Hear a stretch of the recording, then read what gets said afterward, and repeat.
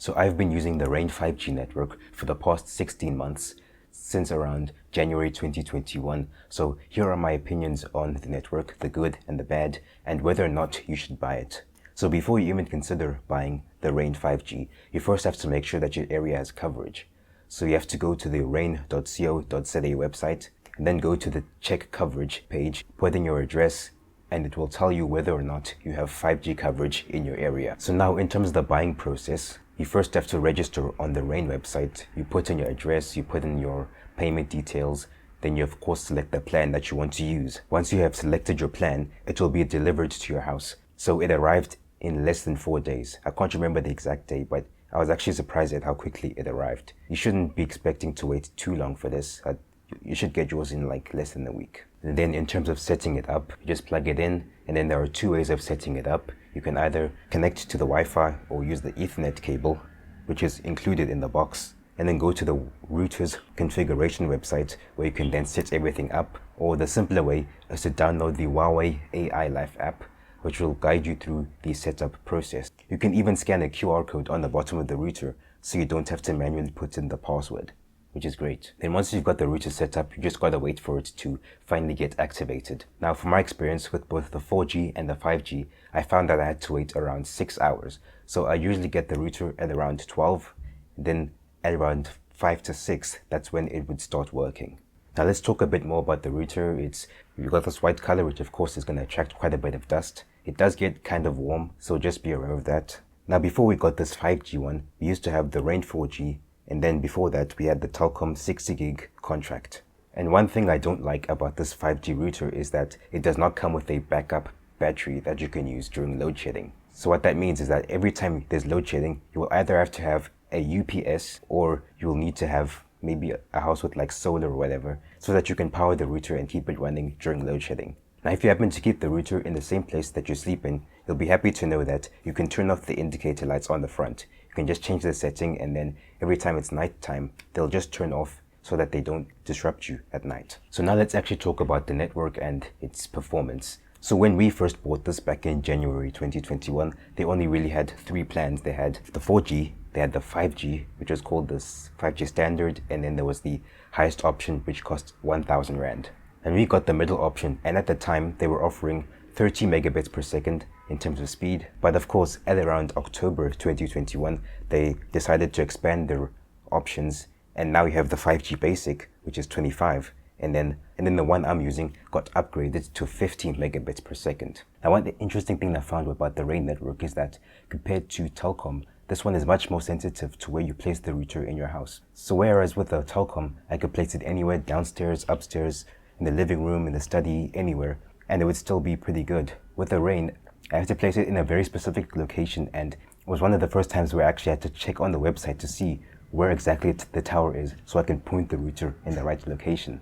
I don't understand why that is, because even with the Rain 4G it happened, but for some reason the Telkom 4G has no problem with where you put the router in the house. That's just something to keep in mind. Now the router does have a tool that allows you to see how your coverage is in an area, and then you can just move the router around while using this tool to find the best location, so that's good. So one of the things that caused us to go from the 4G to 5G was that the 4G, while it was pretty good and the uncapped was very useful, it just wasn't that fast. Like if one person was watching YouTube on the 4G version, everyone else could like feel that the network was significantly slower. It would be a bit annoying whenever that happens. Thankfully, the 5G option made that not much of a problem anymore. So first we did some speed tests, which were back in January. I was pretty happy with the speeds.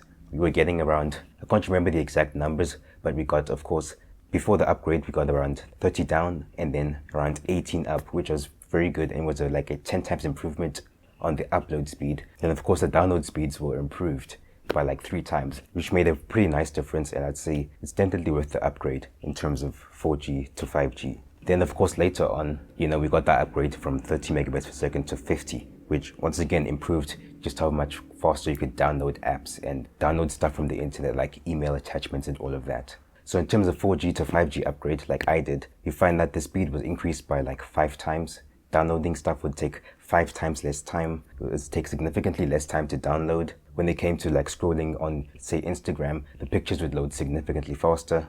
Whenever multiple people were using the network, you wouldn't have such a noticeable drop in terms of the speed. In terms of streaming, even though the speed is very high and it can handle, say, 4K YouTube, rain unfortunately limits the quality at which you can stream videos. For example, whenever I watch YouTube, even though the network should theoretically be able to handle 4K video, whenever I try to do 1440p or 4K, it'll start to buffer quite a lot.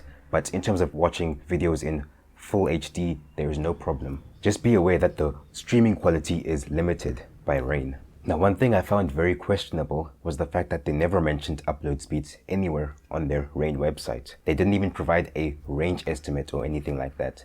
I found that very suspicious, and it did end up becoming a problem. Like I mentioned earlier, the upload speed were actually very good. They were actually a big improvement compared to the 4G version. So what I found was around sometime in October 2021, the upload speed just dropped like by a gigantic amount. It went from that 16 megabits per second all the way down to 1 megabit per second, which is like unacceptable. For 800 Rand, that's very, very slow. And actually ended up hurting like the overall experience with rain. So for someone like me who posts videos onto YouTube, upload speed is important. Upload speed is important for things like, say, sending email attachments, posting photos on Instagram. Whenever you have a cloud service like iCloud, upload speed is important because a slower upload speed means that you're going to have to wait much longer for those stuff to go up. And not only is the time important, but uploading also has a noticeable effect on doing other stuff with the Wi-Fi, like watching YouTube. For example, try and upload a YouTube video. While watching a YouTube video, you'll find that the quality is much lower and you'll have significantly more buffering. So while you might think that this drop is not that important, it actually made a big difference with the experience. So now I went from being able to just watch a video and upload a YouTube video at the same time to now every single time that my iPad tries to back up my screenshots or some photos to iCloud, the whole network just stops working completely. It's actually so bad that every single time that I would plug in my iPad to the charger, I'd have to turn off the Wi-Fi to make sure that it doesn't slow down the rest of the network. And it was really annoying. And when it came to uploading YouTube videos, I'd literally have to wait until like when everyone else was asleep before I could upload them. Otherwise, I'd hear my parents complaining that the Wi-Fi is so slow, and it was honestly annoying and not something I'd have to be dealing with considering how much I am paying for this Rain 5G. Now, I realize that I'm getting a bit too technical here, so I'm going to go ahead and give some examples. So let's say that you use the Rain 5G network while you're working at home. And let's say you have a PowerPoint, the file is around 10 megabytes in size. With the previous performance that I was getting, uploading this file would only take like 10 seconds, which is basically nothing. But with this much lower speed that I was getting, that same file would now take 3 minutes to upload. And not only that, but the rest of the network would be really slow while you were doing that. So let's say you're doing that while having a Zoom call, then that Zoom call would start like cutting out and stuff, which is not good. And these few minutes that you have to wait here and there will add up over time, and you literally end up losing multiple hours of your life just waiting for stuff to upload, and that time could actually be better spent doing something else instead of waiting for the file to be uploaded. Now, one odd thing that happened was I decided to take the router over to Pretoria, and for some reason, those network problems that I was having back at my parents' house were no longer as much of an issue here in Pretoria. That upload speed problem was just gone here. Yes, the speeds weren't as fast as they were back at my parents' house, but they were significantly better over here. So I'm guessing that this has to be a problem with that tower. So I decided to call the support network, whatever it's called, to ask them like what exactly is up with the towers. I think I did this around February. And all the person on the phone said was that it has to do with the load shedding that was happening in the past few weeks. But I don't believe that, because it's not the load shedding that was the problem. It's been happening for months now. So like, I don't even know what's going on. And it's really annoying, especially for how much we are paying. Remember, this is like almost 1,000 Rand just on Wi-Fi.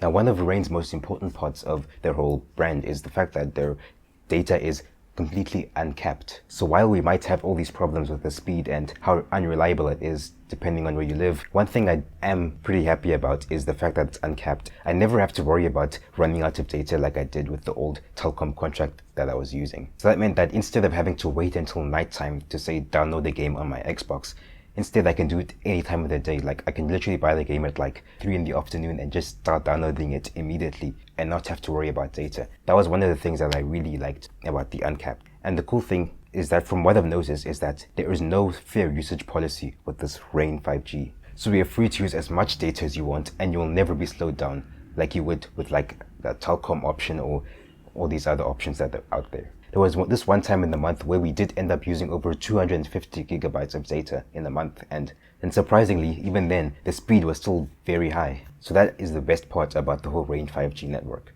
Now let's talk about the reliability of Range 5G. So from what I have noticed, it is very rare for the network to just go down at any time in the middle of the day. It always happened late at night, so that shouldn't be a problem. But let's talk about load shedding. So like I mentioned before, this router does not have a battery, so I didn't really get much testing with this during load shedding, but I did have experience with the 4G one, which we used earlier. For the first hour of load shedding, the network would work perfectly fine, but it's like almost exactly after 1 hour has passed, the network would just slow down gradually and then completely stop working. It would still show 5 bars on the router, but it would just not work at all. But one thing I did notice at least is that when we did have load shedding around February in 2022, the network actually managed to stay up for the entire 2.5 hours of load shedding.